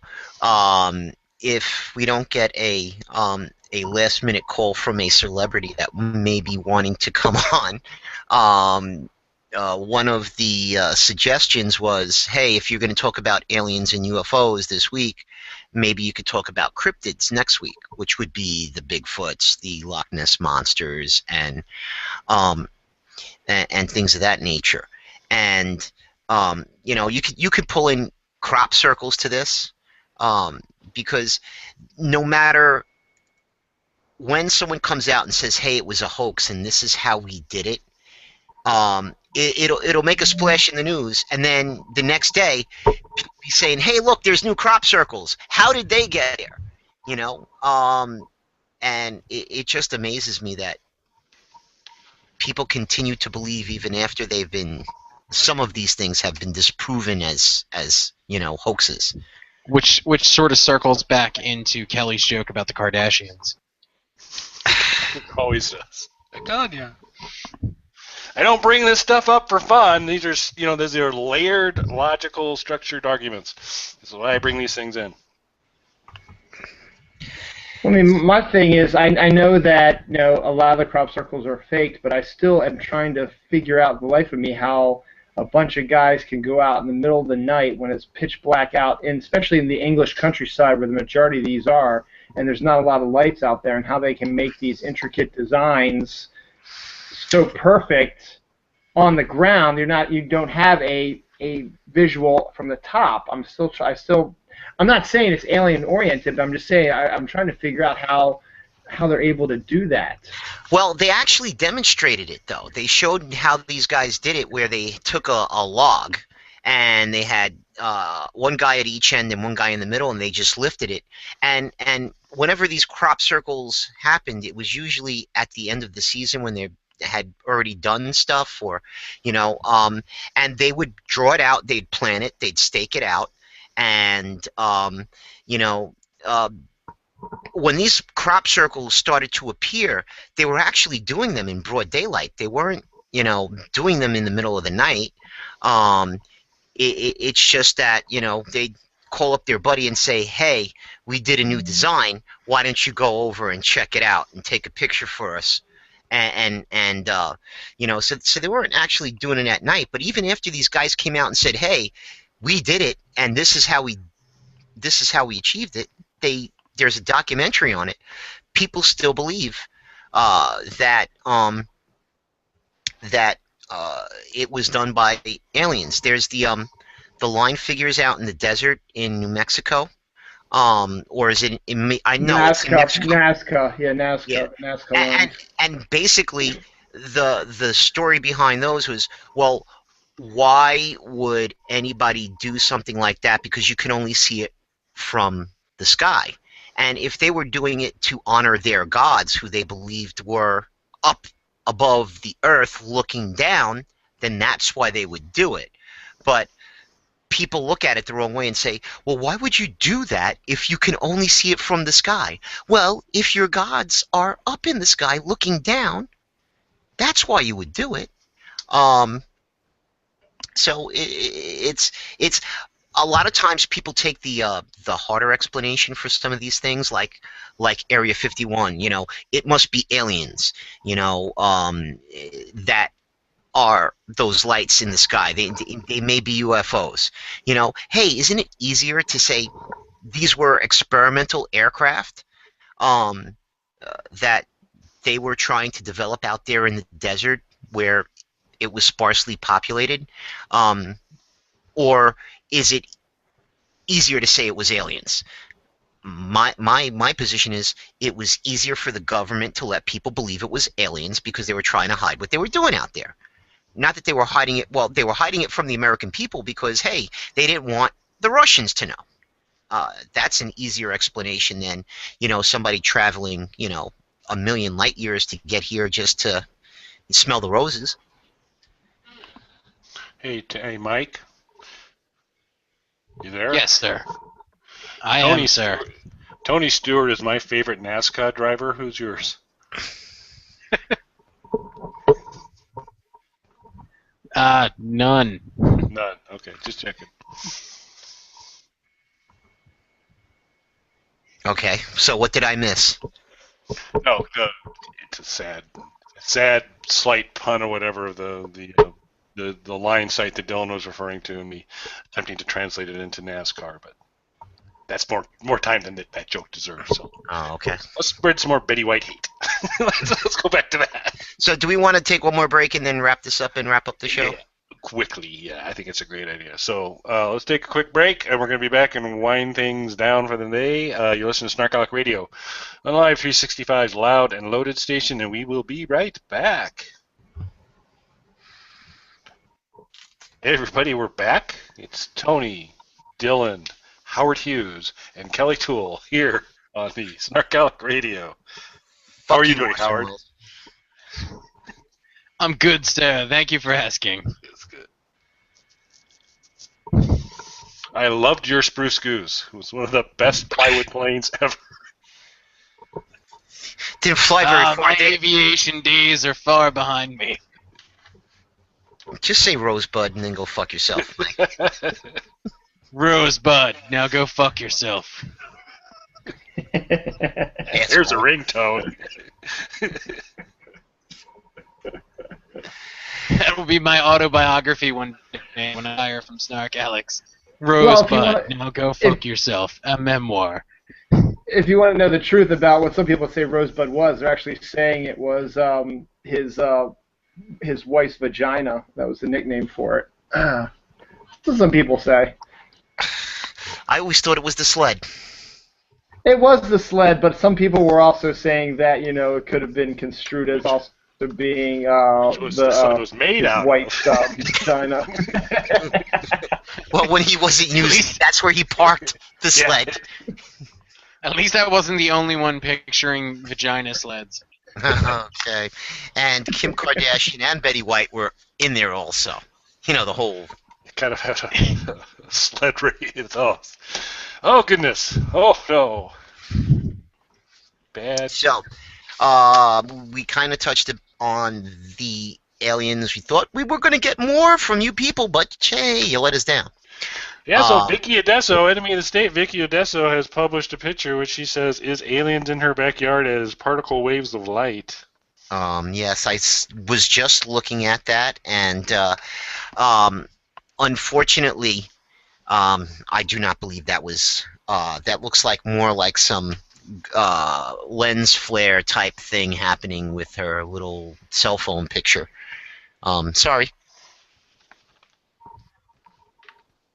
Poor Vicky Odesso. That's right. It's been a tough night for Vicky Odesso. Yeah, she's been getting her butt kicked. But at least she's not Betty White. That's true.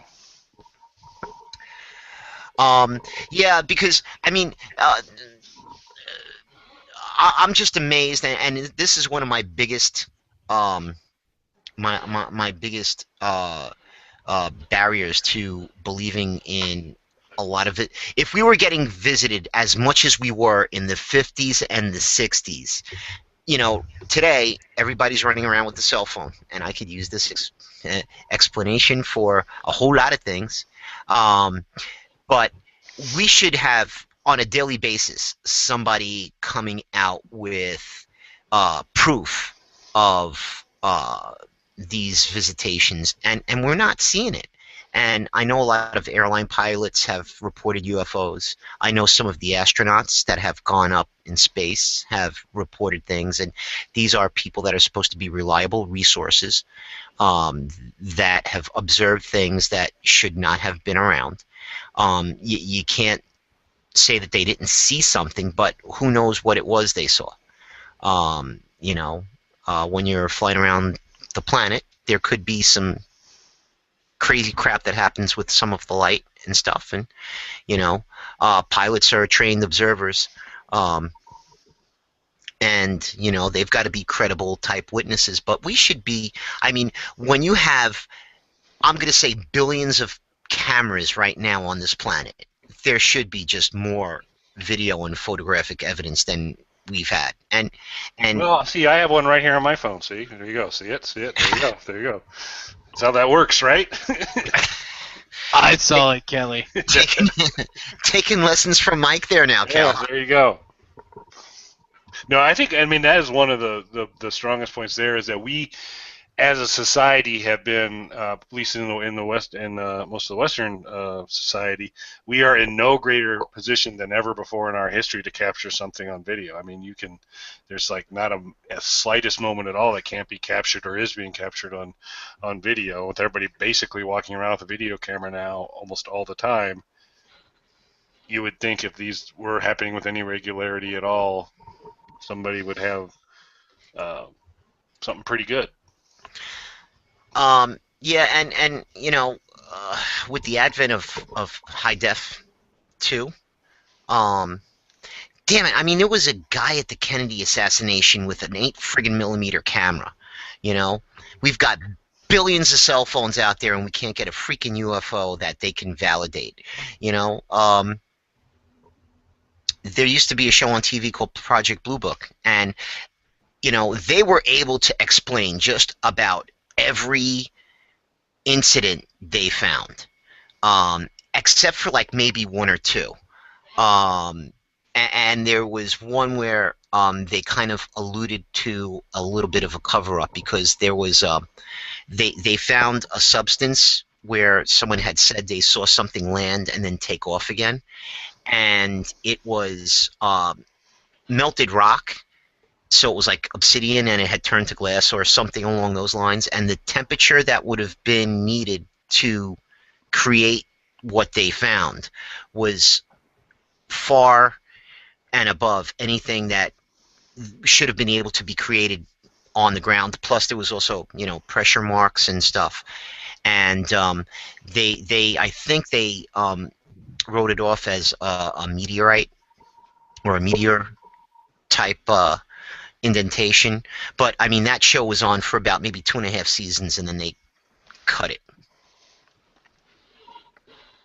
So apparently Vicky Adesso's dog also saw the blue sprite in the photo. So there's dog verification of the photo at this point in time. Vicky Adesso, I don't know why Kelly's picking on you, but I just want to say on behalf of everyone else at Loud and Loaded, you're still our friend. Could you apologize to Howard Hughes? Vicky Adesso. So, Pretty sorry. Before we leave, maybe next week we'll talk about cryptids, but there's a couple of things on here. Holly Wilson wants us to dress up if we talk about a show. I don't know if I could do that. Kelly Toole you don't says know if he you wants. could do it or want to do it. No, I don't think I could do it, because that would require me to go out and purchase things, and I am not going to do that. Because then that would require me and you to go on a shopping spree together, and then you know what happens. There's pictures, there's evidence, and Kelly Toole says he wants more Mike on the show. Well, we've got more Mike. Wait a second. Where did you see that? It's in the topics, which should be shared with you. If not, I can share it with you again. Oh, see, we got to get some validation on those topics. Okay. There's another one from Kelly Toole, which he wants number 19, which actually I believe it's number 18, which is the one. Which one was that? Was it? I don't remember which the number was. I thought it was 19. No, actually we're saying 19, but then when I went back and I looked, it actually was number 18. Okay. That was big ass. It's row 19 though. Well, hold on. In the spreadsheet. Oh yes, it is 19. Okay. Anyway. And which one was that? Could you just read me the title and remind me what it was? Well, this was about Alex and Jose, their Army secret team to deal with alien threats, going by the acronym of COCK. So there was that one. I am not as... Yeah, see, I think we need to do some validation on these forums, because there's a lot of stuff that's dropped in under the old Kelly Toole Twitter handle. Here goes one from Laura. Next time Mike is on with you all, I would like to see a dramatic Dr. Seuss read-off. That might be something that we might want to do between you and Kelly in the future. I can see that working. Okay, so let's write that down.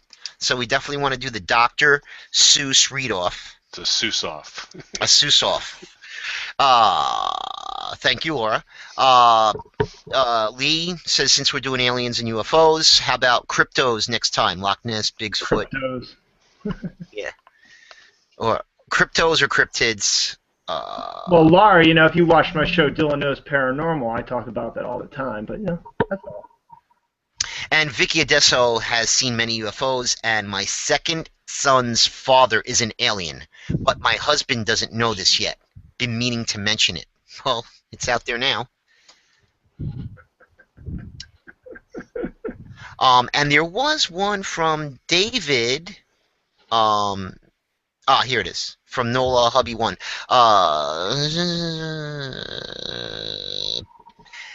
Back in the 50s, those alien bastards took me to their planet.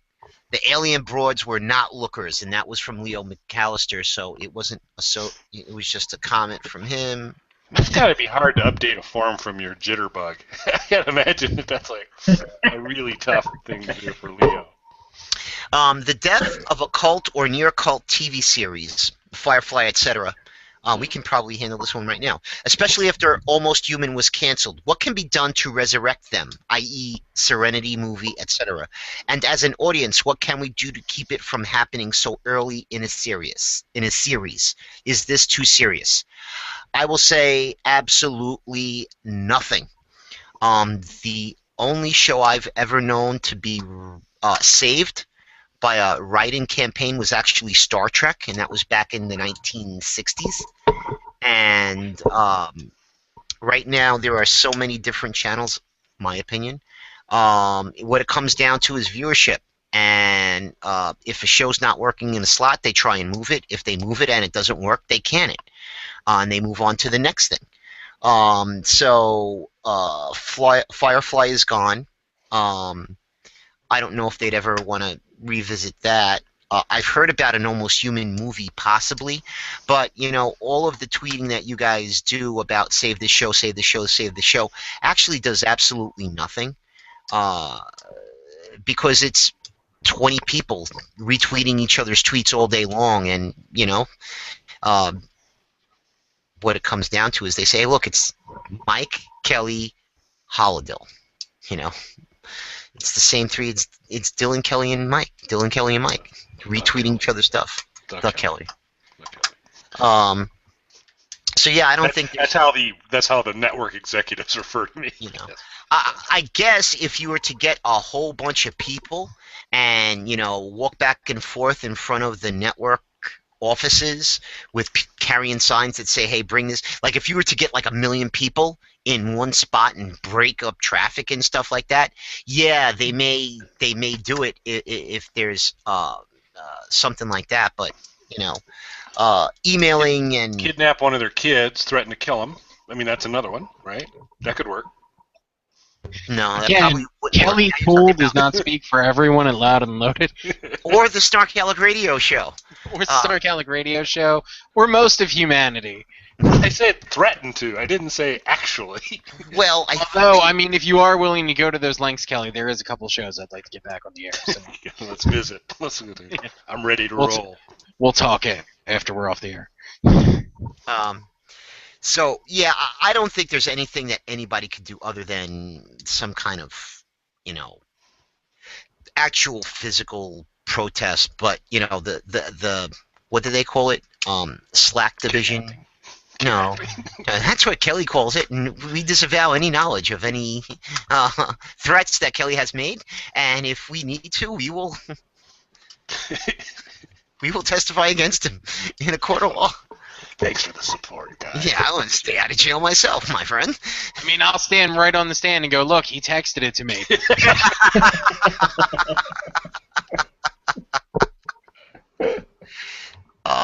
I mean, and that's my opinion. I don't think any of that stuff makes a difference. There was people a couple of weeks ago tweeting about a show that they wanted to, hey, Fox, keep the show on. Meanwhile, it had already been, I think it was Being Human. It had already been signed for a second season. Like, so let's save it. Okay, it's already been saved. You didn't get the memo, and the tweets went out for a couple of days after that, and it's like they signed it. What it comes down to is ratings, and if they get them, they keep the show, and if they don't, that's why on Friday nights you will never see wrestling go off the Sci-Fi Channel, because it makes money for them, you know. And every show that they've put on after wrestling seems to fail, because as soon as wrestling is over, people turn the channel. So, although they do make money off wrestling, it's They not have their... their kid get up and change the channel and then get him a beer is what they do. Yeah. Yeah, I want to see that monster truck stuff on that other channel there. Well, you just get the channel to the other thing. Hey, Kamer. Hey, Kamer. I You need ain't a right, beer kid. and some moonshine. I would like to apologize to everyone from the South on behalf of Loud and Loaded. And while I'm at it, hey, maybe there is something valuable up your ass. I need a hookah, some weed, and a shot of Jack Daniels. Well, now I feel like you're making fun of me.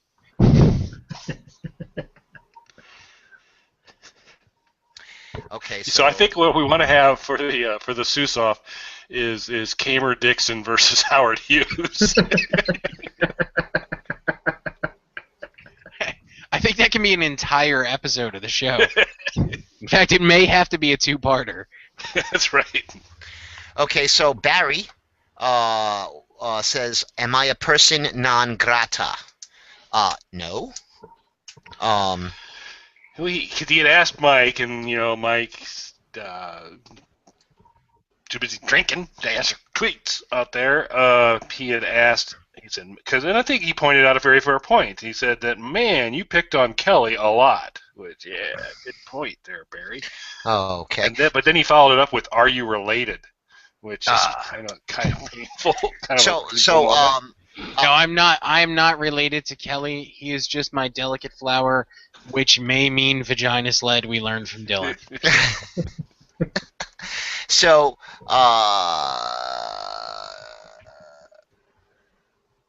yeah, actually, I did see that about me being bitter, and I said no, I'm not bitter. I tweeted it out. I didn't say it on the show, but what I've really been looking at is hashtag SnarkALec Radio, because that was what was going on earlier.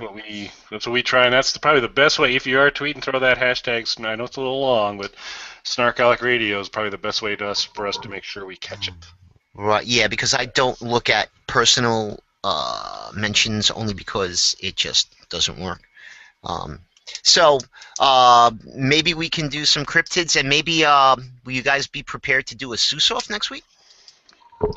Yes. Define prepared. Well, basically nothing that would get us in big trouble with any of the authorities in any of the states of the Union, or anywhere in the world, or the Vatican, or anything like that. So the only issue that I can see with that is I'm not sure if we can sit and read an entire book on the air. Maybe we should make up our own Dr. Seuss chapter and go, or maybe the SnarkALec can make their own Dr. Seuss. Yeah. Yeah. So that would be something. I do not like that Mikey guy. All he does is lie, lie, lie. Even though he does try, Mikey, lie, lie, lie. Like that. See, you guys can do way better than that. Yeah. Way better. But that was truth, man. You can't handle the truth.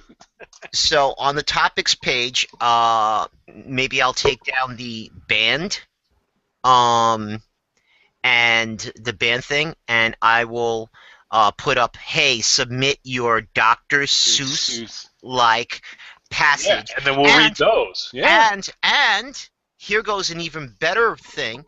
They submit the passage, and they say who needs to read it. So if it's Kelly reading it, maybe it's Kelly. This would almost be like a rap-off or something, or like a Your Mama type thing. Pathetic white guys. Yes. It's like a rap-off with no skill or rhythm. Yeah, how do we go from reading Dr. Seuss to battle rapping Kelly next week? Well, it's not actually, because you're going to be reading the Dr. Seuss. And Mike? I can't take him. Look, he's ready to audition for the Point Break remake. That's right, man. I'm there. And I'm going to say it again because you guys are going to make fun unless I embrace it. You can't use the Howard Hughes voice. What? Oh, that's not right. He's got to be able to use the Howard Hughes voice. Yeah. He's got to be able to. He could use the Howard Hughes voice all he wants. It's not going to. Yeah, I love the idea of people submitting their own Seuss-esque little rhymes for us to kind of go back and forth on. I think that would actually be pretty hilarious. Like one fish, two fish, Betty White is not funny at all. Like that's a good one right there. Okay. So now this happened earlier today, and I just want to mention it. Those USA girls, I don't know if you guys are familiar with them, but they want us to bring SnarkALec Radio up to the Pop Culture Expo, which is in Boston. So who's connected to the USA girls? This crew.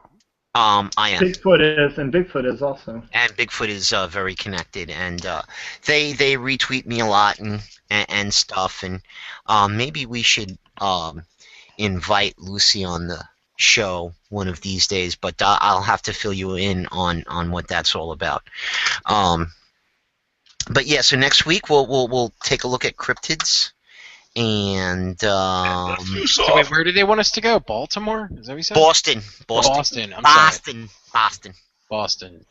Why do I have Baltimore in my mind? I don't care for that part of the country. Boston or Baltimore? Anything there. So, good night, everybody.